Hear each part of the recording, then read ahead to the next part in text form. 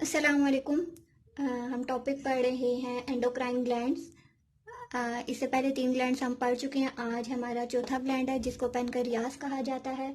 First of all location की बात की जाए तो is an organ located in abdomen, यानी जो एब्डोमेन का एरिया होगा वहाँ पे कहीं पेनक्रियास ग्लैंड्स होंगे। ठीक है, तो सबसे पहले मैं आपको बताती हूँ कि एब्डोमेन का एरिया कौन सा होगा। ठीक है, सिंपल जिस तरह पहले भी हम बनाते रहे हैं। ठीक है, एक स्ट्रक्चर बनाना है, इंडिविजुअल का स्ट्रक्चर। ठीक है,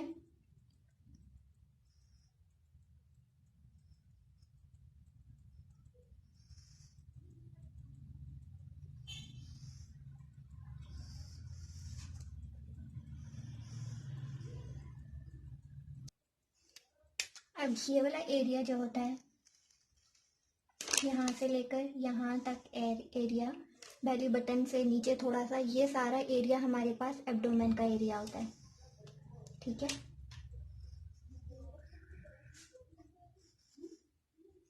ठीक है।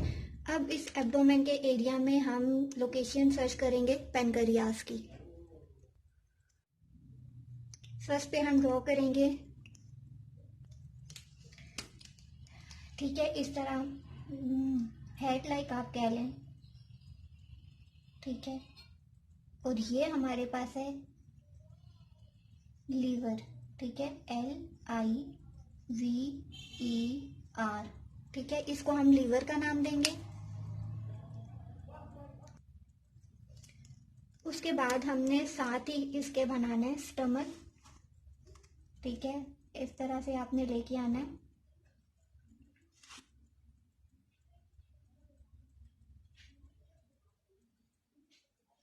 ठीक है, यहाँ से आपने इसको बनाना है इस तरह से।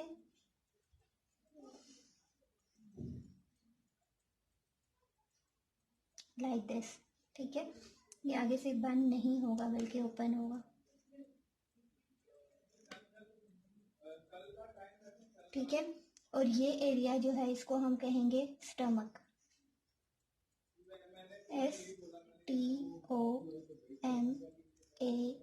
STOMACH। ठीक है, ये हमारे पास स्टमक है। अब इस स्टमक के अंदर होगा पेनक्रियास। ठीक है, यहाँ से आपने इस तरह से स्ट्रक्चर बनाना है, लाइक दिस एंड दिस। ये अब ये सारा जो स्ट्रक्चर है ये पेनक्रियास होते हैं।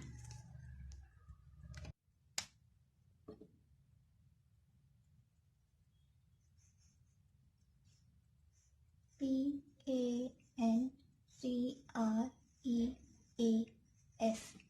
ठीक है, तो ये हमारे पास था स्ट्रक्चर ऑफ पेनक्रियास। अगर आप ये पूरा नहीं बनाना चाहते तो आप जब ये लिखेंगे तो आप सिंपल इस तरह से बना दें। ठीक है, कि ये स्ट्रक्चर ऑफ पेनक्रियास होता है। ऐसे भी ये थोड़ा थोड़ा टेढ़ा टेढ़ा कर दें ताकि वो पूरा स्ट्रक्चर लगे, ना कि एक। ठीक है, तो इस तरह से भी करके आप बना के साथ मेंशन कर सकते हैं ये पेनक्रियास है। अगर इस तरह से पूरा बना देंगे तो एग्जामिनर को पता लग जाएगा कि स्टूडेंट का कंसेप्ट बिल्कुल क्लियर है, उसको एग्जैक्ट लोकेशन का पता है। अब फंक्शंस देख लेते हैं पेनक्रियास के। इसके 2 फंक्शंस हैं, एक एक्सोक्राइन और एक दूसरा endocrine. Exocrine helps in digestion, यानी ये स्टमक में होता है तो जो हमारा डाइजेशन का प्रोसेस होता है उसमें ये हेल्प करता है। और दूसरा एंडोक्राइन, इसका फंक्शन है डेट रेगुलेट्स ब्लड शुगर, या फिर हम इसको शुगर मेटाबॉलिज्म भी लिख सकते हैं, यानी हमारी ब्लड शुगर जो है उसको कंट्रोल करती है। अब पेनक्रियास जो है वो मेंटेन करते हैं, मेंटेन्स कांस्टेंट ब्लड ग्लूकोज या फिर ब्लड शुगर लेवल, जिसको हम BGL भी यहाँ मैंने मेंशन किया है। उसके बाद वो क्या कहते हैं, BGL यानी ब्लड ग्लूकोज लेवल जब इंक्रीज होता है तो पेनक्रियास जो है वो इंसुलिन सिक्रीट करते हैं। ठीक है, लेकिन जब यही लेवल लो हो जाता है तो पेनक्रियास सिक्रीट्स ग्लूकागोन। ठीक है, अब ग्लूकोज या शुगर हमारी ब्लड में कहाँ से आती है, कम्स फ्रॉम फूड, यानी जो चीज़ें हम खाते हैं उस फूड में से ग्लूकोज आता है। ठीक है, insulin helps the glucose get into cells to give them energy. Insulin help the glucose get into cell to give them energy, यानी इंसुलिन ग्लूकोज की हेल्प करता है कि वो सेल्स में जाएं और सेल्स को एनर्जी प्रोवाइड करें। अब साइंस में इसको शुगर को डायबिटीज़ कहा जाता है, ठीक है। डायबिटीज़ में क्या होता है, इनसुफिशिएंट इंसुलिन इज़ प्रोड्यूस्ड, यानी इंसुलिन जो है वो कम अमाउंट में रिलीज होती है, ठीक है, प्रोड्यूस होती है, ठीक है। जब हमने कहा था ना कि ब्लड ग्लूकोज लेवल एक सर्टेन पॉइंट से ज़्यादा हो जाए तो वो इंसुलिन सिक्रीट करता है। तो डायबिटीज़ में क्या होता है कि इंसुलिन जो है वो इनसुफिशिएंट प्रोड्यूस्ड होती है। तो फिर क्या होता है कि instead of being stored in the liver the glucose blood sugar is dissipated through the kidneys. जब इंसुलिन प्रोड्यूस नहीं हो रही तो वो लीवर में स्टोर नहीं होगी। वैसे जब इंसुलिन प्रोड्यूस होती है तो उसके बाद वो जाके लीवर में स्टोर हो जाती है, ठीक है। तो यहाँ पे क्या होगा कि जब इनसुफिशिएंट इंसुलिन है तो वो लीवर में स्टोर नहीं हो रही होगी, तो जब लीवर में नहीं जा रही होगी तो ग्लूकोज शुगर जो है वो डिसिपेट हो जाएगी, ख़त्म हो जाएगी थ्रू द किडनीज के ज़रिए। तो उस वक़्त क्या होगा, तब हम इंजेक्शन ऑफ इंसुलिन लगाते हैं, ठीक है। अब नीचे एरोस में अगर आप देखें तो P stand for pancreas, I stand for insulin and आगे आपको लिखा हुआ नजर आएगा लीवर, ठीक है। तो अब हम देखते हैं कि इंजेक्शन ऑफ इंसुलिन कब लगेगा। पेनक्रियास जो हैं वो इंसुलिन प्रोड्यूस नहीं कर रहे। जब इंसुलिन प्रोड्यूस नहीं कर रहे तो लीवर इंसुलिन एब्जॉर्ब नहीं कर रहा क्योंकि उसको इंसुलिन मिल ही नहीं रही। तो एज अ रिजल्ट क्या होगा कि इंसुलिन का इंजेक्शन लगाया जाएगा ताकि लीवर को इतनी इंसुलिन मिल सके कि उसको वो एब्जॉर्ब कर सके, ठीक है। तो फिर एज अ रिजल्ट क्या होगा, जब इंसुलिन का इंजेक्शन लगाएंगे तो फिर लीवर जो है वो नॉर्मली फंक्शन करना स्टार्ट कर देगा। अब डायबिटीज़ में टाइप 1 एंड टाइप 2 डायबिटीज़ होती है, ठीक है। टाइप 1 में क्या होता है, बॉडी डजेंट मेक इंसुलिन, हमारी बॉडी इंसुलिन बनाती ही नहीं है। जबकि टाइप 2 में है don't make enough insulin, don't respond to insulin, ठीक है।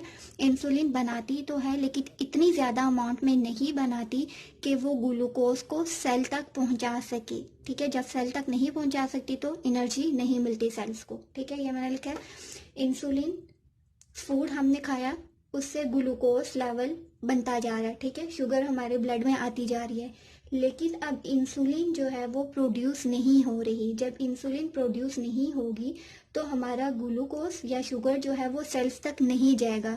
जब शुगर सेल्स तक नहीं पहुंचेगी तो फिर सेल्स को एनर्जी कैसे मिलेगी।